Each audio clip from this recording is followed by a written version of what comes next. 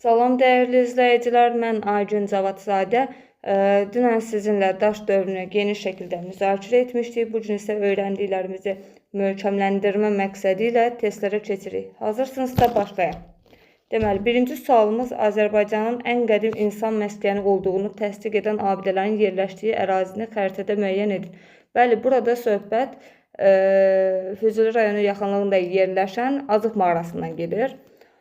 Deməli, xəritədə göstərilən 2 nömrəli yer, bura Abşeron rayonudur. 3 nömrəli yer Lerikdir. 4 nömrəli yer, bəli, bura İsmayıllıdır. 5 nömrəli yer isə Qazaxdır. Əlim girmiş kameraya. Daha sonra 1 nömrəli yer isə, bəli, bura Füzuli rayonudur. Yəni, cavab A variantı. Deməli, ikinci sual. Alt paleolit dövrünə aid deyil. Bacarıqlı insan tipinin mövcud olması bu aiddir. Əmək alətlərinin asan parçalanan daşlardan hazırlanması. Daha sonra ovçuluq və yığıcılığın əsas məşğuliyyət sahəsi olması. Bəli, bu da doğrudur. Qəbilənin həyatında qadınların mühüm rol oynaması. Bəli, cavab D variantıdır. Çünki qəbilənin həyatında qadınların mühüm rol oynaması üst paleolit dövrünə aiddir. Üst paleolit dövründə çünki ulu icmadan qəbilə icmasına keçid dövrdür. Keçilmişdir.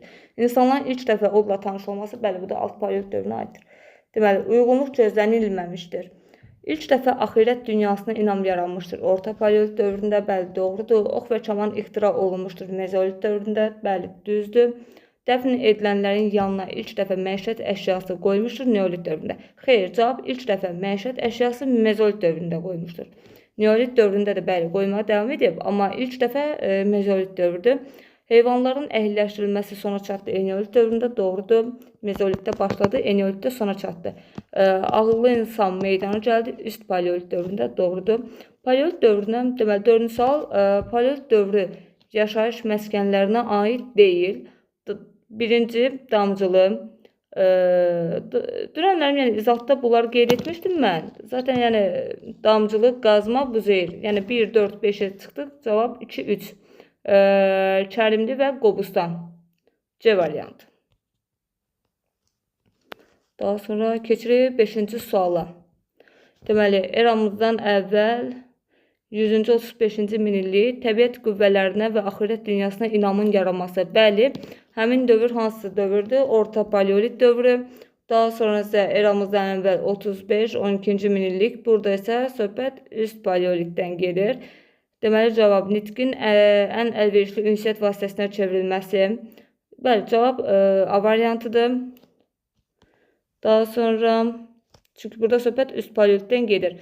Daha sonra 12-8-ci minillik mikrolit əmək alətlərinin istifadə edilməsi. Bəli, burada mezolit dövründən bəhs edilir. Cavab A variantı. 6-cı sual, eramızdan əvvəl 12-8-ci minilliyə aid deyil. 12-8-ci minillik burada söhbət mezolit dövründən gedir. Heyvanların əhilləşdirilməsinin başlanması, bəli, aiddir. Evlərin dairə formada tikilməsi, bəli, bu dövr, bu Eneolit dövrünə aiddir. Anaxaqanlığın mövcud olması, bəli, üst paleolitdə anaxaqanlıq yaranmışdır. Yəni, mezolit dövründə də mövcuddur. Tunç dövrünə qədər anaxaqanlıq dövrü idi. Təsərrüfatda daş alətlərinin istifadə edilməsi, bəli, düzdür. Əkinçilik və maldarlığın əsasının qoyulması, bəli, doğrudur. Yəni, mezolit dövründə əsas qoyuldu, Neolit dövründə isə meydana gəldi. Daha sonra